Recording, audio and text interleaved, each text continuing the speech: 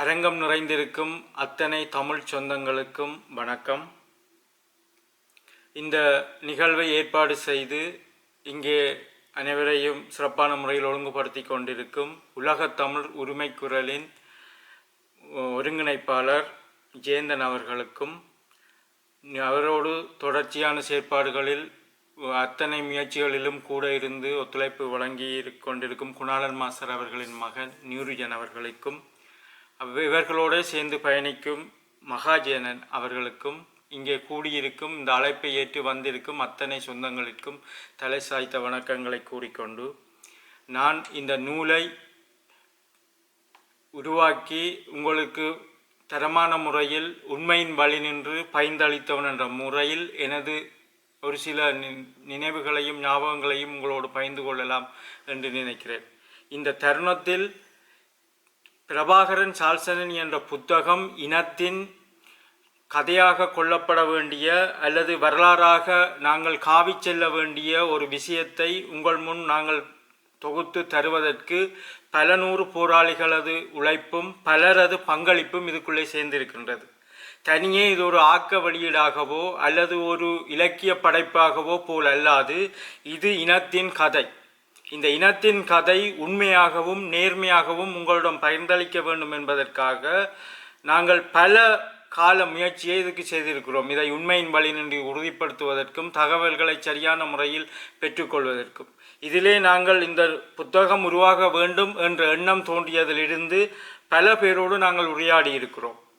இந்த உரையாடலுக்கு உள்ளானவர்கள், தகவல் தந்தவர்கள் ஒவ்வொருவருமே சால்சண்டனியை ஏறக்குறைய ஐந்தாண்டு காலத்திற்கு மேலாக அறிந்தவர்கள், தலைவரின் பக்கத்தில் நின்றவர்கள், தலைவருக்கும் தலைவரது துணைவியர் மதிவதனி அக்காவிற்கும் பாதுகாப்பு பணிகளில் ஈடுபட்டவர்கள், மருத்துவர்களாக இருந்தவர்கள், அவர்களது சாரதியாக செயல்பட்டவர்கள். இவர்களிடமிருந்து சிறுக சிறுக ஒவ்வொரு விடயங்களாக நாங்கள் சேகரித்து அவை இனத்திற்கு தேவையானவற்றை நாங்கள் தேர்ந்தெடுத்து அவற்றை ஒரு நூலாக தொகுத்து உங்கள் முன் வைத்திருக்கின்றது. இந்த புத்தகம் எந்த வகையில் எமது இனத்துக்கு தேவை என்று சொன்னால், எங்கள் இனத்தில் தோன்றிய ஒரு தலைவன், ஒப்பற்ற தலைவன், அந்த தலைவன் தனது குடும்பத்தினரையும் தான் நடந்த வழியிலே நடத்தி தன் மக்களையும் வழி நடத்திய ஒரு பெரும் தலைவன் என்பதற்கு இதுவும் ஒரு எடுத்துக்காட்டு. பல நூறு எடுத்துக்காட்டுகளை நாங்கள் அவர் வாழ்வில் இருந்து பாடங்களாக பெற்றுக்கொள்கின்றோம். அவரது கொள்கை பிடிப்பு, விடாமுயற்சி, இராணுவ உத்தி, சமூக அக்கறை, மானுட நேயம் என்ற வகையில் ஒரு குடும்பத் தலைவனாக, ஒரு தந்தையாக, 3 குழந்தைகளை பெற்ற தந்தையாக அவர் இந்த மண்ணில் ஒரு தமிழனாக எப்படி வாழ முடியுமோ அதுக்கும் அவர்தான் எங்களுக்கு ஒரு முன்னுதாரணம்.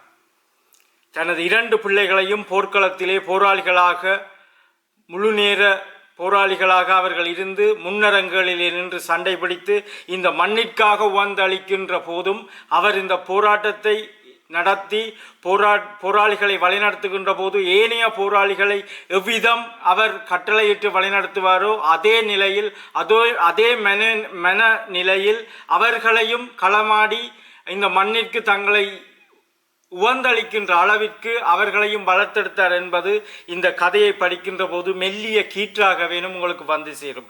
அடுத்தது சால்சண்டனி என்பவர் யார்? ஏன் நாங்கள் சால்சண்டனியின் கதையை தேர்ந்தெடுத்தோம்? சால்சண்டனி என்பவரது வரலாறு இந்த புத்தகத்தில் குறிப்பிட்டிருப்பது போல லூகா சால்சண்டனி என்பவரது கதையோடு தொடங்குகின்றது. லூகா சால்சண்டனி என்பவர் திருமலை மண் தந்த மிகப்பெரிய அற்புதமான ஒரு வீரன். அந்த விடுதலை வீரனின் வீரமும் விடாமுயற்சியும் கொள்கை பெற்றும் தாயகம் மீது கொண்ட அளவற்ற காதலும் அதன்பால் ஈர்க்கப்பட்ட தலைவர், அந்த தலைவரது இதயத்தில் அவர் இடம் பிடித்திருந்த நிலைமை காரணமாக அவர் வீரமரணம் அடைந்த பின்னர் அவரது ஞாபகங்களை இந்த மண் மறந்துவிடக்கூடாது என்பதற்காக, தங்கள் தோழமையின் அடையாளமாக இருந்த சீலன் பெயர் இந்த மண்ணிலே, இந்த வரலாற்றிலே என்றுமே மங்கிவிடக்கூடாது என்பதற்காக அவர் தனது குழந்தைக்கு, அந்த மூத்த மகவுக்கு அந்த பெயரை சூட்டுகிறார். அதன்படியே சால்சண்டனி என்ற படையணியையும் சூட்டுகின்றார். சால்சண்டனி படையணி தமிழத்தின் நெருக்கடியான நேரங்களிலெல்லாம் எப்படி வீரமுடன் களமாடி அந்த தடைகளை தகர்த்தெறிந்ததோ அதே போல பிரபாகரன் சால்சண்டனியும் அதே விடுதலை உணர்வோடும் விடுதலை பற்றுறுதியோடும் தாயகம் தவிர வேறெந்த எண்ணங்களும் சிந்தனைகளும் இல்லாமல் தாயகத்துக்காகவே தன்னை முழுமையாக கொடுக்கின்ற மனநிலையோடு போராளியாகி களத்திலே மடிந்தவர் தான் இந்த சால்சண்டனி. சால்சண்டனியின் கல்வி ஆற்றலோ அவரது தேடுதலோ அவர் மிகப்பெரியவை. எல்லாரும் போல பேராற்றல் மிக்க ஒரு குழந்தையாக சிறந்த தமிழ் மகனாக இருந்த ஒரு பிள்ளை. ஆனால் தனது அறிவாற்றலை இந்த இனத்திற்காக அவரது தேடுதல், அவரது கண்டுபிடிப்புகள், அவரது ஆராய்ச்சிகள் எல்லாமே இந்த இனத்தின் மீது கட்டவிழ்த்து விடப்பட்டிருக்கக்கூடிய இந்த இனப்படுகொலையை எவ்விதம் நாங்கள் எதிர்கொள்வது, உயிரிழப்பெற்ற விதத்தில் எப்படி இந்த படையினரை நாங்கள் எதிர்கொள்வது, நவீனத்துவமான ஒரு இராணுவம் மூலம் குறைந்தளவான இழப்புகளோடு எமது இலக்கை எப்படி அடைவது, அதற்கான தேடுதல்களும் அதற்கான ஆராய்ச்சிகளும் தான் அவரது முழு நேரமான சிந்தனையாக இருந்தது. அந்த சிந்தனையின் வெளிப்பாடுதான் எங்கள் உயிர் வழி அடைக்கப்பட்ட போது கடலிலே ஒரு காலத்தில் நாங்கள் ஆளர்களையும் கனோன்களையும் இறக்கிய அந்த கடலிலே குண்டூசியை கூட கொண்டு வர முடியாத அளவுக்கு சர்வதேச வலைப்பின்னல் மூலமாக இந்தியாவின் பேராதரவுடன் எங்கள் உயிர் வழி அடைக்கப்பட்ட போது எங்களிடம் ஆயுத வெடிபொருட்கள் எதுவும் இல்லாத நேரத்திலும் கூட ஒரு பாரிய படை நகர்வை எடுத்து எங்கள் மக்களை நெரித்து அளிக்கின்ற அந்த மிகப்பெரிய படை நடவடிக்கையை எதிர்ப்பதற்காக எங்களுக்கான ஒரு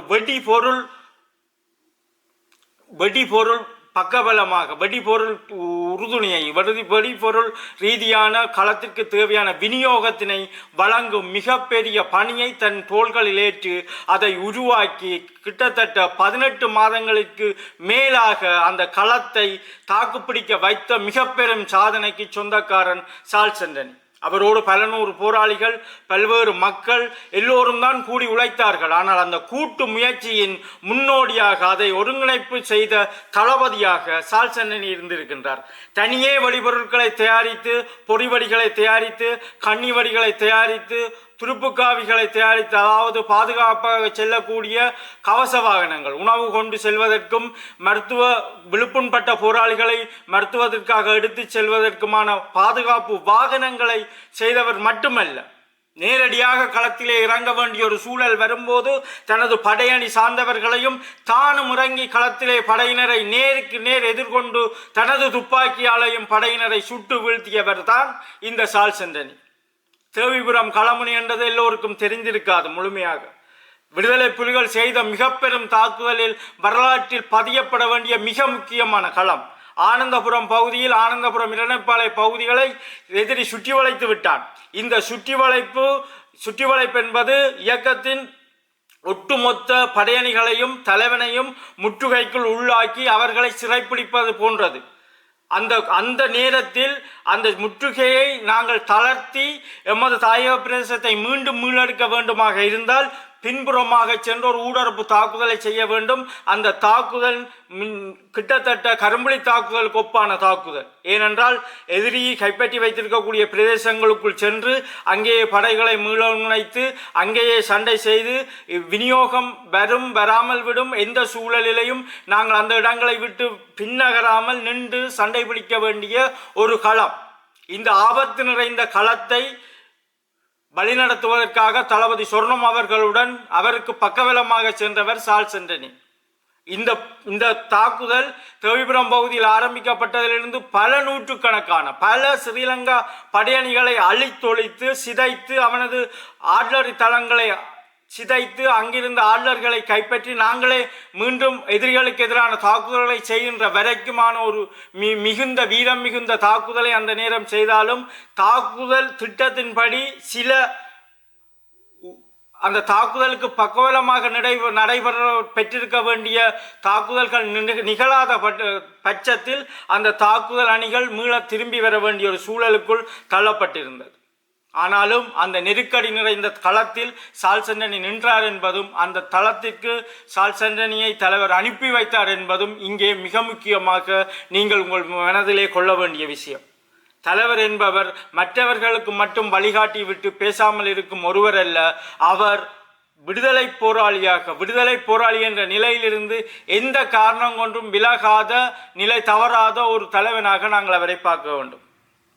இந்த சார்ல்ஸ் ஆண்டனி புத்தகம் என்பது தனியே அவரது உணர்வுகளை மட்டும் அல்லது ஒரு தனியே அவரது இராணுவ சாதனைகளை மட்டும் சொல்வதல்ல. அங்கே ஒரு வாழ்வியல் இருக்கின்றது.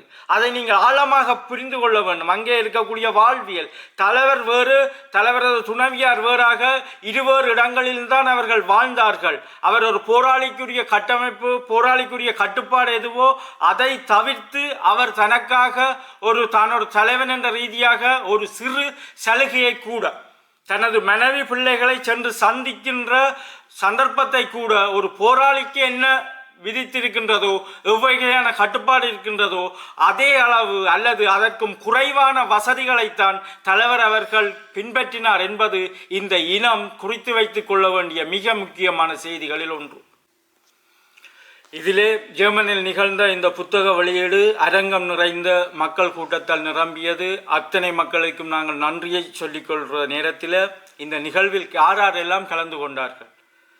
ராதாபடையனின் சிறப்பு தளபதியாக இருந்த பிரசாத் மாஸ்டர் வந்திருந்தார், இளங்குட்டுவன் வந்திருந்தார், அறிவுமணி மாஸ்டர் வந்திருந்தார், கௌதமன் அணியின் பொறுப்பாளராக இருந்த அறிவுமணி மாஸ்டர் வந்திருந்தார், வீரமணி வந்திருந்தார், நீண்ட காலமாக பாதுகாப்பு பணியில் இருந்த ஜேருவன் அண்ணா வந்திருந்தார், பரதன் அண்ணா வந்திருந்தார். பரதன் அண்ணா தம்பிய பாதுகாப்பு பணியில் இருந்தது உள்ளடங்களாக பின்னர் கணனி பிரிவிலும் அவர் தம்பியோடு சேர்ந்து செய்யப்பட்டவர். அவர்தான் இந்த பிரதான புத்தகத்தை வெளியிடுவராகவும் இருந்தார். அவர் வந்திருந்தார்.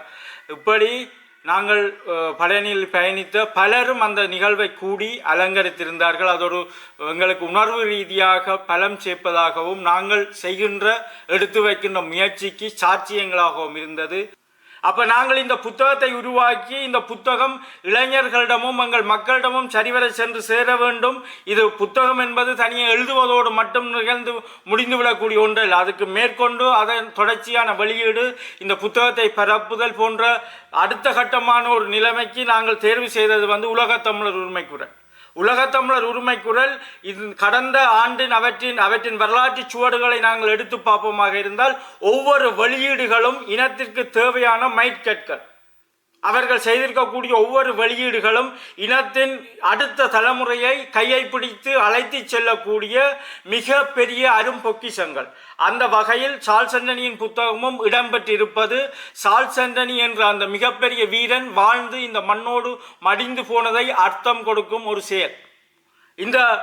இந்த முயற்சியை நாங்கள் செய்கின்ற போது ஜெர்மனியிலிருந்து தேவன் அவர்களுடன் தான் எனக்கான தொடர்பு இருந்தது. ஆனால் இந்த புத்தகம் ஆரம்பித்ததிலிருந்து முழுமையான ஈடுபாட்டுடன் தங்களது எழுத்து, அதாவது தமிழ் சொற்கள் வர வேண்டும் என்றதிலிருந்து, அதன் வாக்கியங்கள் சிறப்பாக, ஒவ்வொரு வாக்கியங்களும் சிறப்பாக அமைய வேண்டும் என்றதிலிருந்து, அதன் வடிவமைப்பு நேர்த்தியாக இருக்கணும் என்றதிலிருந்து முழுமையான தங்கள் ஈடுபாட்டையும் அக்கறையையும் உழைப்பையும் இதில் செய்யப்பட்ட அத்தனை பேரும் ஊற்றித்தான் இந்த புத்தகம் இப்படி ஒரு முழு நிறைவு பெற்றிருக்கிறது. வடிவமைப்பு என்றாலும் கூட இது ஒரு புத்தக வடிவமைப்பாக, இது ஒரு கடமையாக, ஒரு கடனுக்கு ஒரு எண்ணிக்கைக்காக ஒரு புத்தகமாக அல்லாமல் செய்கின்ற ஒவ்வொரு செயலும் ஒரு மைல்கல்லாக, ஒரு தடை நீக்கியாக, தடைகளை உடைத்தறியும் ஒரு வழியாக, அல்லது காலம் கடந்தும் வழிகாட்டக்கூடிய ஒரு பேரேடாக இதை உருவாக்குவதற்கு பலரின் உழைப்பும் இதில் இருக்கின்றது. அத்தனை பேருக்கும் நன்றி. நாங்கள் ஜெர்மனியில் வெளியிட்ட போது அங்கே வந்திருக்கக்கூடிய சார்ல்ஸ் ஆண்டனியின் நெருங்கிய தோழர்கள், கலைக்கோன் உள்ளடங்களாக கலைக்கோன் வந்திருந்தார். கலைக்கோனை பற்றி நாங்கள் குறிப்பிட வேண்டும். அதாவது எங்கள்கிட்ட இருக்கக்கூடிய மிக முக்கியமான மிக பெருமதியான சாட்சிகளில் ஒன்று கலைக்கோன். அவர் சார்ல்ஸ் ஆண்டனி துவாரகாவோடு சேர்ந்து வாழ்ந்து அவர்கள் வீட்டிலேயே இருந்து அவர்களோடைய படித்த ஒருவர். அவர் போராளியாக இருந்தாலும், படத்துறப்பள்ளியில் பணியாற்றியவராக இருந்தாலும், ஆனால் அவர் அங்கேயே இருந்தவர். அவர் இந்த புத்தகத்தோடு சேர்ந்து இருப்பதும், அவர் தன்னால் என்ற முழுமையான தகவல்களை தந்ததும், மேற்கொண்டு இந்த புத்தகத்தை செப்பனிடுவதற்கான வழிவகைகளை எங்களோடு பகிர்ந்து தொடர்ந்து பயணிப்பதும் இந்த புத்தகத்துக்கு மேலும் வலி சேர்க்கும் விஷயங்கள். இது அவர் மட்டுமல்ல, இதிலே நாங்கள் தகவல் தந்து இந்த புத்தகத்தை முழுமையாக்கியவர்கள் என்று குறிப்பிட்ட அத்தனை பேரும் சத்தியத்தின் வழி தாங்கள் கடந்த வாழ்க்கையை மிக நேர்மையாக பதிவாக்கியிருக்கிறார்கள். இதில் அவர்களுக்கான புகழ் வெளிச்சமோ அல்லது வேறெந்த தேவையோ அவர்களுக்கு இல்லை. நாங்கள் வாழும்போது நாங்கள் கண்கண்ட சாட்சிகளை எதிர்கால சந்ததிக்கு சொல்லிவிட்டு போவோம். அவ்வளவுதான் இந்த புத்தகத்தின் நோக்கம்.